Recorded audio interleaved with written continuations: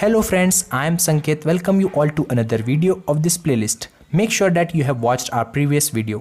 तो previous video में हमने थ्योरम 1.4 प्रूफ किया था जो कि कहता है √2 इज इरेशनल नंबर। तो आज इस वीडियो में हम एक्सरसाइज 1.3 का क्वेश्चन नंबर 1 प्रूफ करने जा रहे हैं जो कि कहता है prove that √5 is irrational number. मैं इस पॉइंट पे आपको हाईली रिकमेंड करूंगा कि आप वो √2 वाला वीडियो जरूर देखें ताकि उसके अंदर जिस तरीके से हमने इसको प्रूफ किया है सेम वही तरीके से यहाँ पे हम उसका प्रूफ देने वाले हैं। दोनों का अप्रोच सेम है, वो अच्छे से समझ में आ गया तो ये भी समझने में आसानी बहुत होगी।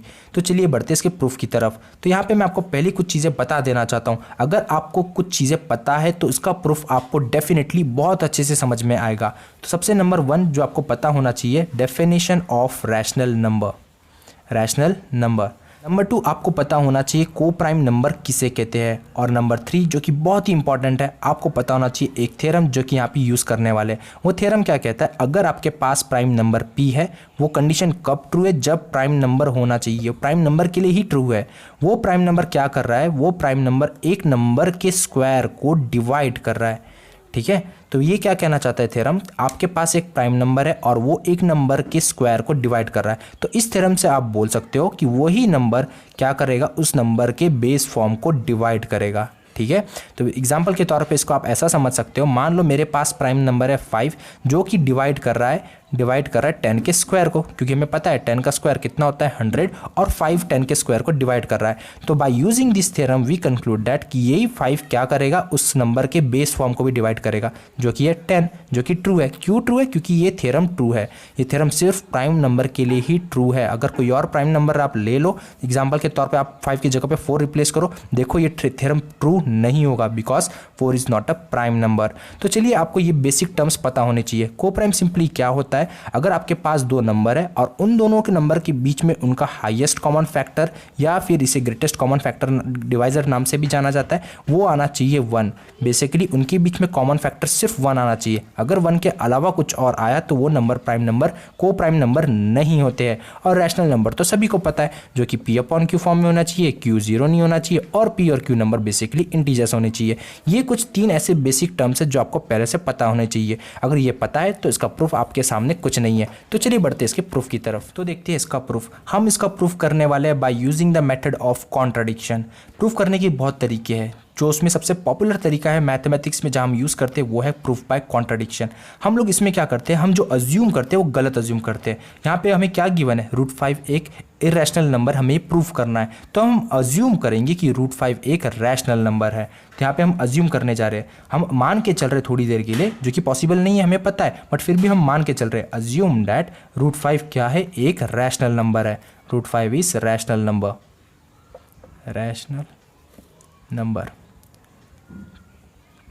अब रैशनल नंबर की बात हो गई है तो इसका मतलब क्या, by using the definition of rational number we can express √5 as a p/q form, क्योंकि हर रैशनल नंबर को p/q फॉर्म में लिख सकते हैं और q कभी भी 0 नहीं हो सकता। और p और q नंबर बेसिकली कैसे होनी चाहिए, ये इंटीजर्स होने चाहिए। और एक चीज़ यहाँ पे मैं नोट करने वाला हूँ, आपको बताने वाला हूँ, p और q कैसे नंबर्स होने चाहिए, को प्राइम होने चाहिए। बहुत इंपॉर्टेंट है, क्यों को प्राइम होने चाहिए। कोई बोलेगा यार अगर को प्राइम नहीं हुई तो तब क्या करेंगे। एग्जाम्पल के तौर पे जैसे कि 4 और मैंने 10 ले लिया, आप देख सकते हो 4 और 10 तो को प्राइम नहीं है क्योंकि इनका हाईएस्ट कॉमन फैक्टर 2 भी आएगा, ये को प्राइम नहीं है। तो इस टाइम पे क्या करेंगे, इस टाइम पे हम इसको डिवाइड कर देंगे। देखो कैंसिल हो रहा है तो काट देंगे, 2 2 ज़ा 4, 2 5 ज़ा 10। अब जो नंबर बना, अब ये डेफिनेटली को प्राइम है क्योंकि 2 और 5 के बीच में कॉमन फैक्टर सिर्फ 1 है।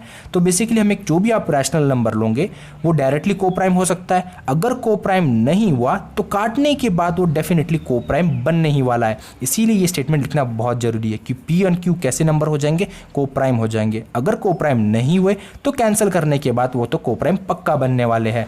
आई होप आपको समझ में आ गया होगा कि को प्राइम कंडीशन यहाँ पे क्यों डालना जरूरी है, क्योंकि बाद में हम इसी पे फैक्ट पे कॉन्ट्राडिक्ट करने वाले हैं। तो p और q को प्राइम है, इसका मतलब क्या, p एंड q कैसे है, उनके बीच में जो कॉमन फैक्टर है वो सिर्फ 1 है। तो यहाँ से हम बोल सकते हैं p and q have common factor 1, ऐसा हम बोल सकते हैं क्योंकि उनके पास सिर्फ एक ही कॉमन फैक्टर है जो कि वह है 1 इटसेल्फ एक कॉमन फैक्टर है।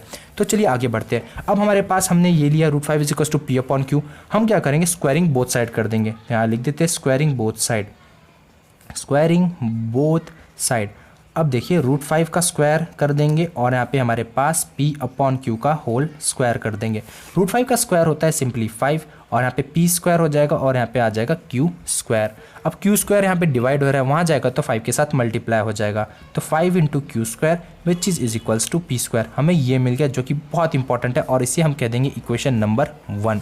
अब यहाँ पे एक चीज़ ऑब्जर्व करो, यहाँ पे 5 मल्टीप्लाई हो रहा है क्यू स्क्वायर के साथ वो मल्टीप्लाई हो रहा है। दैट मीन्स आप यहाँ देख सकते हो, हम यहाँ पे 5 को जो भी यहाँ टर्म है ये 5 से डिवाइड होगा, क्यों डिवाइड होगा क्योंकि 5 के साथ मल्टीप्लाई हो रहा है, ठीक है, क्योंकि 5 के साथ मल्टीप्लाई हो रहा है, ऐसे में ये पूरा टर्म 5 से डिवाइड होगा। ये पूरा टर्म 5 से डिवाइड हो रहा है बट इसकी वैल्यू कितनी है p स्क्वायर, ये भी 5 से डिवाइड होगा क्योंकि ये दोनों कौन है, सेम है इसीलिए इक्वल टू, ये 5 से डिवाइड हो रहा है तो ये भी 5 से डिवाइड होगा।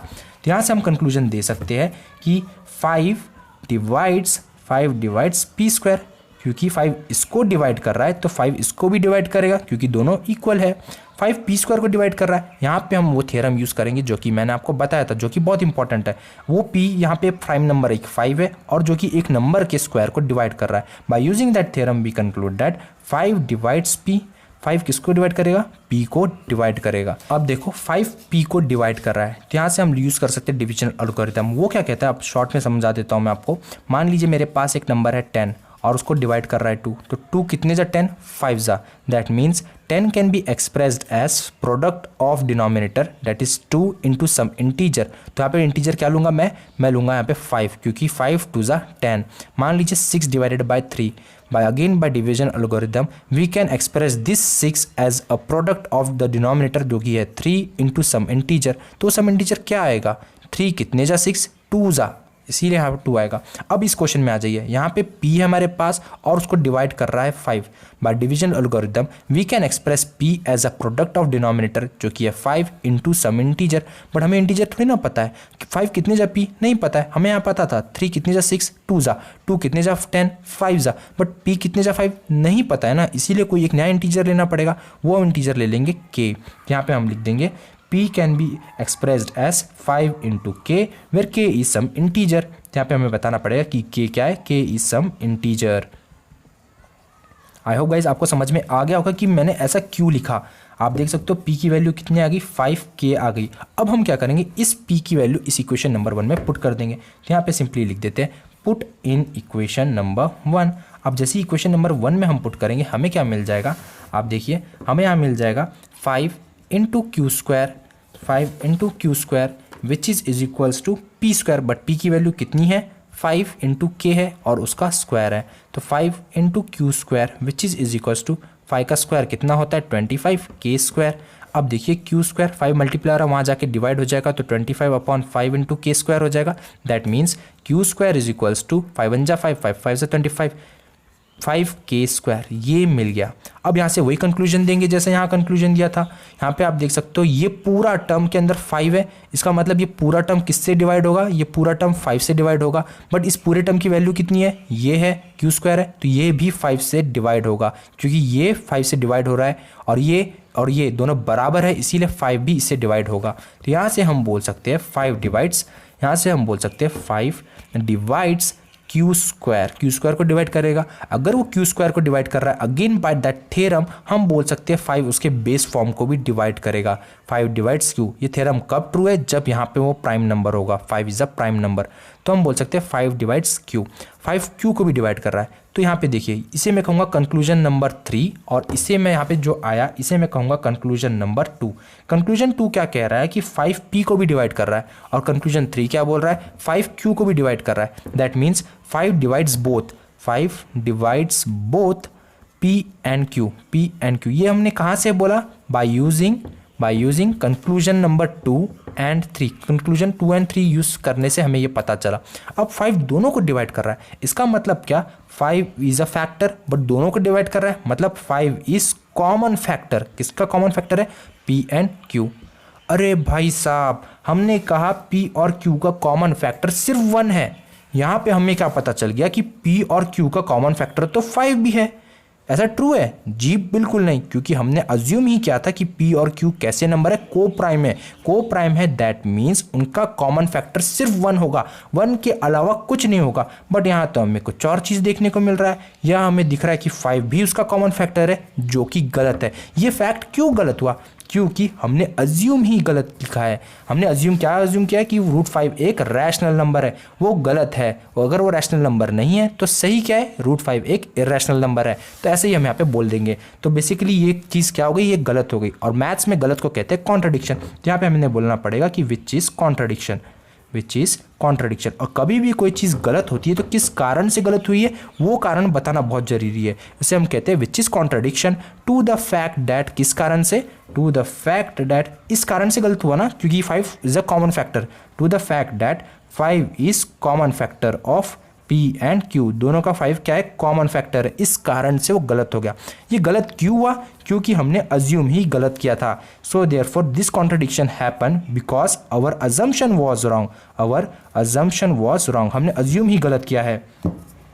आवर अजम्पशन वॉज रॉन्ग, अगर हमारा अजम्पशन ही गलत है तो सही क्या है? हमारा सही क्या है? सही ये हो जाएगा कि √5 क्या है? √5 is irrational number. √5 is irrational number. I hope guys आपको समझ में आ गया होगा कि √5 क्यों इरेशनल नंबर है। अगर हमारा वीडियो आपको समझ में आया तो वीडियो को लाइक करें, कमेंट करें, अपने बेचारे दोस्तों के साथ इसे शेयर। क्वेश्चन पर मैंने 2 वीडियो बना रखे हैं। जो पहला वीडियो है अभी आप देख रहे हो, इसमें मैंने यूज़ किया है व्हाइट बोर्ड, और जो दूसरा वीडियो है उसका डिस्क्रिप्शन में आपको लिंक मिल जाएगा। उस वीडियो में मैंने कंप्यूटर के थ्रू आपको एक्सप्लेन किया है। आप मुझे कमेंट करके बता सकते हो कि कौन सा वे अच्छा है। आप ऐसा लिख सकते हो कमेंट में I like white board method, या फिर आप ऐसा लिख सकते हो कि I like digital method. Choice is yours. आप मुझे कमेंट करके बता सकते हैं कि कौन सा वे आपको सबसे अच्छा लगे। मिलते हैं नेक्स्ट वीडियो में, जहां पे हम सॉल्व करने वाले हैं एक्सरसाइज 1.3 का नेक्स्ट क्वेश्चन। अगर मेरा पढ़ाया हुआ आपको समझ में आया है तो लाइक डिसलाइक जरूर कीजिएगा, ताकि हम समझ पाए कि आपकी पसंद क्या है। कमेंट कीजिए, शेयर कीजिए, और सबसे जरूरी बात, चैनल को सब्सक्राइब कीजिए। Thank you so much, love you, take care, bye bye.